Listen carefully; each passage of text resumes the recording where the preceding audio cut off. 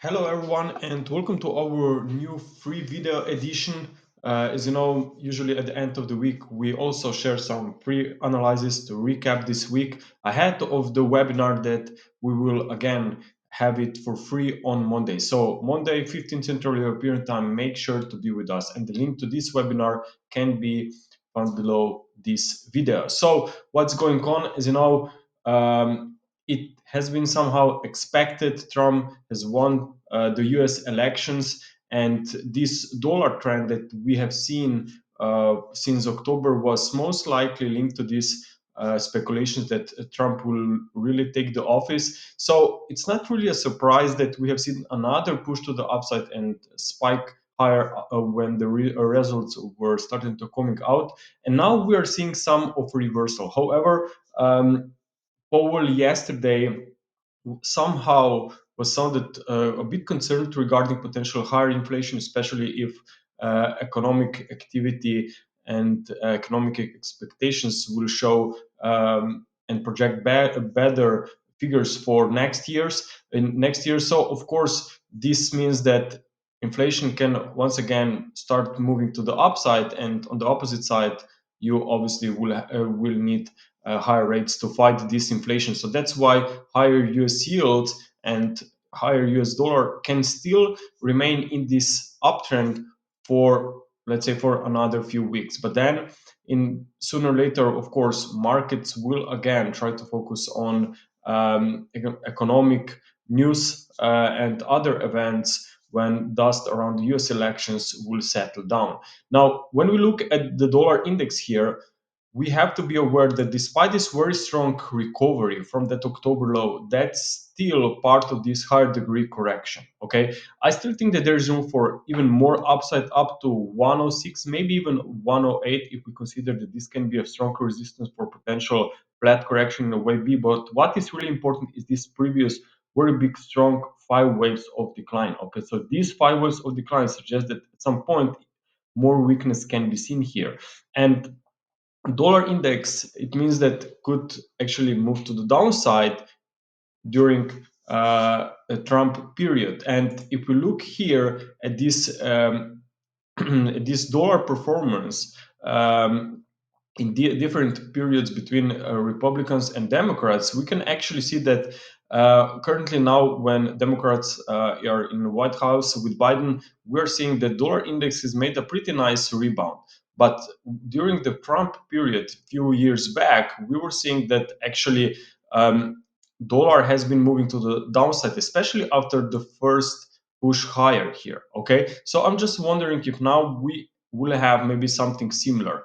First few weeks of moves or months of move to the upside on dollar, and then we see a reversal to the downside. And this goes very nicely and perfectly with the Elliott wave pattern. So overall, I just think that still there is a chance that dollar will move into some very serious and strong resistance, maybe still by the end of this year. Okay, but for now, as I said, maybe more upside could follow. If we look here closely on the 4-hour time frame, I think that 103.40 can be very interesting support after any free waves of decline. Looking at the euro, obviously on the opposite side, ECB is still looking to cut rates. We have political issues and economic issues in Europe, and particular political issues in Germany. So I think that any solid recovery on euro dollar to 1.09 can be just temporary, and we can see more weakness. So now somehow I think that corrective phase could show up here also. We can easily count 5 waves down, and also divergence on the RSI suggests that there can be limited upside and some correction could show up here. Regarding stock markets, well, we are seeing a pretty nice and strong rebound here, but just keep in mind and be aware what's showing us the big picture. Okay, we still think that this can be wave 5 of a higher degree, wave 3, but if dollar would come to the downside, then who knows, maybe we'll see some blow off moves, meaning that we can even see push above 6,000. But watch out for this channel resistance around 6,100 to 200. I think that that's a pretty strong potential technical level where we could see some slowdown. It's not about any kind of aggressive bearish view. I just still think that There's a lot of hype going on right now. We are also seeing this on cryptocurrencies. And of course, at some point, even this optimism, especially if we'll move into extremes, will be reversed. So I think that it's worth to watch and be aware of this wave for retracement, which maybe will occur at the start of 2025. For now, still everything looks fine, but as I said, if dollar will be headed to resistance, maybe some extensions even could be seen here on the S&P 500 with the blow-off moves. But keep in mind that later on, any kind of a sharp, strong move to the upside can be reversed pretty fast here on the stock market. Okay, I would not get too excited about any kind of a new long ideas here on S&P 500 at these levels. Now, looking at Bitcoin, as you know, I have been sharing this chart few times on our Twitter and also talked about it in our webinars. That during summer since 2018, we mostly had a very slow months, but then September, October, November were normally the breakout months. Okay, and you can see that now at the start of November, we are starting to see push out of this consolidation, already new all-time highs. So we are obviously in resumption higher here, but keep in mind that we are in a fifth wave. Okay, it doesn't mean that we will stop right here and turn aggressive to the downside. Just keep in mind that sooner or later we will start moving into very late stages of this impulsive recovery from 2022 lows. So this uptrend is actually now in play already for 2 years. So of course, at some point we will see a new correction. So don't be surprised if again, in 2025 we will see market pulling back to the downside.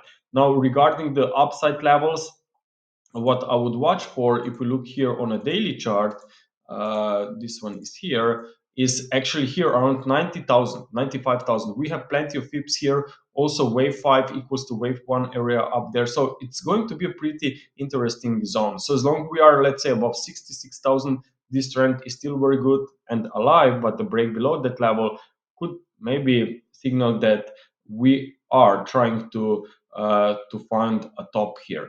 Also, what may help to define in which stages of this recovery are we? Are we already in Bitcoin, very late stages of this trend would be to keep an eye on sentiment. Okay, if bullish sentiment will be moving into the extremes, then of course I would expect the opposite reaction, because if everyone expects that Bitcoin will go much higher, then and I see keeps a lot of inflows, I should be aware of the opposite, because unfortunately that's how the market psychology and sentiment works, and that's how the cycles will change.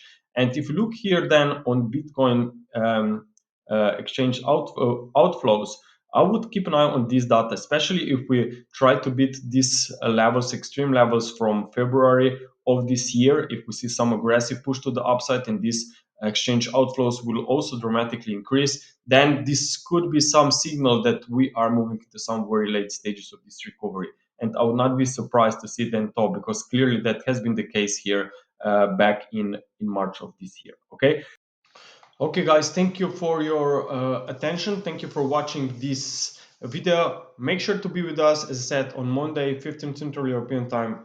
Link to the webinar is below this video. And by the way, those charts are from Oanda. These are not my charts, and these are from CryptoQuant. Okay, so make sure to check them out if you're interested in more of those analyses here, especially when it comes to exchange outflows. Okay, guys, so I will see you on Monday. Bye.